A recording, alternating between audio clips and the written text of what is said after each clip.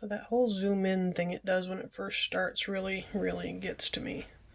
I put a blister on the back of the ear with my reading glasses yesterday. Kind of special. So right now I'm trimming up stuff. Clay, I'm working on stuff. My kiln. My pile of bricks in the backyard that I am calling a kiln holds this tray and then another shelf that's the interior of this tray big. So I can fill this much and not much more. And that costs right now about $10 to fire in charcoal. The goal, everything's synergenic, so we have been working towards getting a wood shop going for a very long time. One of the things I've always had on the back burner is when you have a wood shop, you have lots and lots of sawdust. Not necessarily wood scraps, because any wood scrap can make a pair of earrings, but you have a lot of sawdust, and sawdust can be used to fire a kiln. So I just finished trimming my ghost. See my ghost? He'll look better when he's painted, but he's a ghost. Anyway, hang from a string like that. I like the rough texture. I don't know if it's going to pick it up. Everybody does that. I don't know that that works, but everybody does it to give the camera something to focus on. Anyway, it has a rough texture. I'm going for that rough texture. The whole purpose of doing this is the palettes, the paint pots, but I get bored. Hi, can I be your friend? And I make little things. He might not survive. His hand down here is cracking right there. I don't know that it's focusing enough. There's a crack. He might not survive. One of the things with clay is if it cracks, you just mush it back up again and start over again. You don't actually lose anything. So this is a palette. I'll trim on it. Going back, I'm looking for a tool that seems to have walked. Ha! There it is. You have lots of sawdust, and with lots of sawdust you can fire a kiln. We had an electric kiln that somebody pulled some bullshit stunts in, and yeah. Anyway, with a backyard sawdust kiln, then firing is almost free. One of the things people don't understand, they're like, it's just a bunch of clay, why is it so expensive? It's not the clay that's the expense. It's really not. The clay is never the expense. The expense comes in the firing. So, you use clay, you fire it, it's now bisque. It goes from raw or green to bisque. Once it's bisque, then you paint it with the glazes, which are just glass, and you fire it again. So that's 2 firings. If I want to rent space in a kiln at a pottery place, it's about $35 a shelf or about $75 a kiln.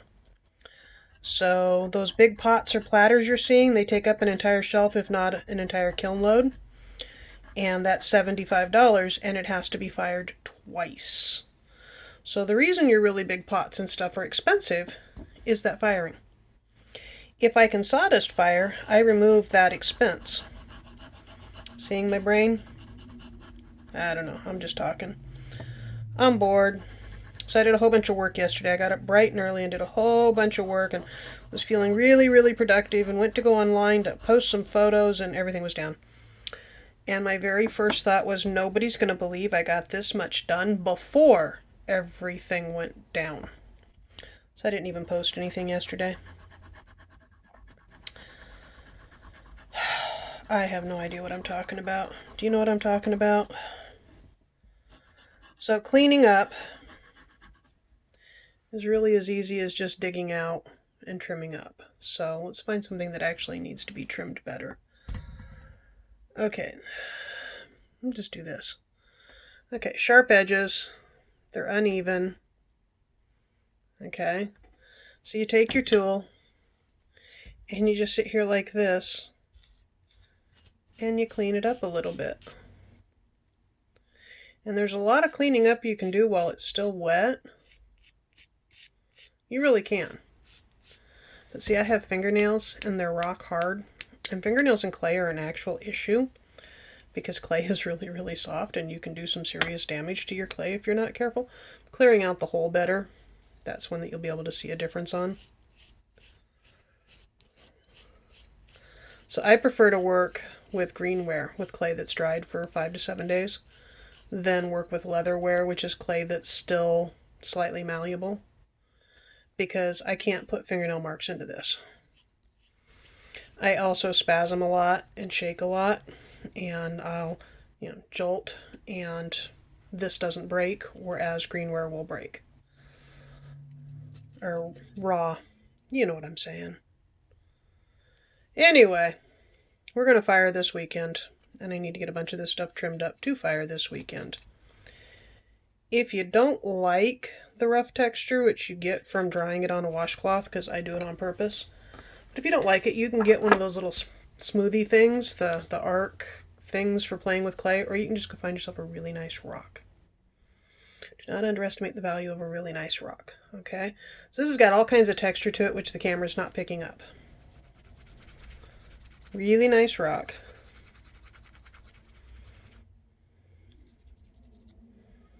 Can you see how it's starting to smooth it out? I'm going to set this down. Go like this. And you can put a really nice shine on something with just a flat rock. You can paint greenware, green clay, raw clay, with anything iron oxide. So the majority of my watercolor paints can be used to paint clay, and then put a clear glaze on top. If you only want to fire once, you can paint and then wax, and that is an acceptable thing to do. Oh, come on, show. It's not going to show that it's shiny now. That's raw, or rough. That's... Can we get a reflection? Come on. Come on. I'm having problems with angles. I think you can see that it's shiny now. Anyway. It's very, very smooth feeling. It feels like I put wax onto it when in fact I'm just buffing. I'm babbling because I felt like talking, because I'm here by myself all day long, so bored. Yeah. Anyway. I'm going to be sitting here for the next 3 to 4 hours putting another blister behind my other ear. I'll talk to you later. Bye-bye.